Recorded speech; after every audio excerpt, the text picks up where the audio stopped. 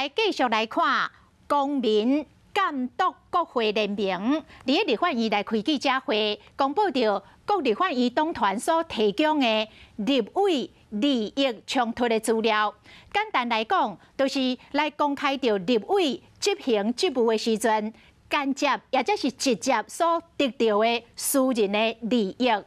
民进党61个立委有47个公布，将近8成；民众党甲时代力量8个立委全部来公布，讲国民党挂零无人公布。这公民监督国会联盟是痛骂国民党反民主。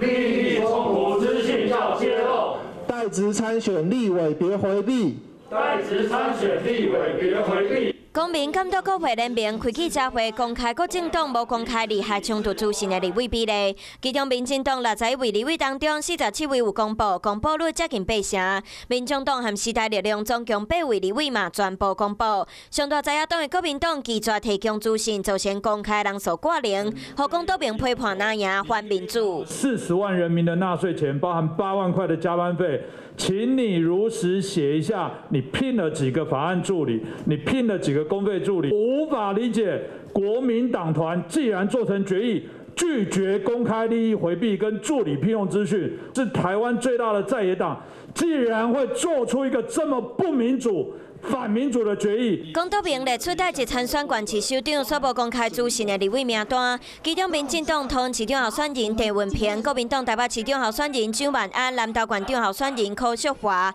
台北市长候选人林维洲，拢无公开利益冲突资讯。过去捌摕到公道兵或优秀立委的蒋万安，这摆嘛变做炮灰中心。如果这件以前你都会做的事情，你也认为对的事情，为什么国民党下令这种反民主的决议的时候，你却乖乖的配合？你是这么乖吗？你是国民党听话的狗吗？现行法律虽无强制立委公开相关资讯，不过对当咧选县市长的人选来讲，金流敢有透明，嘛是选民关注的焦点。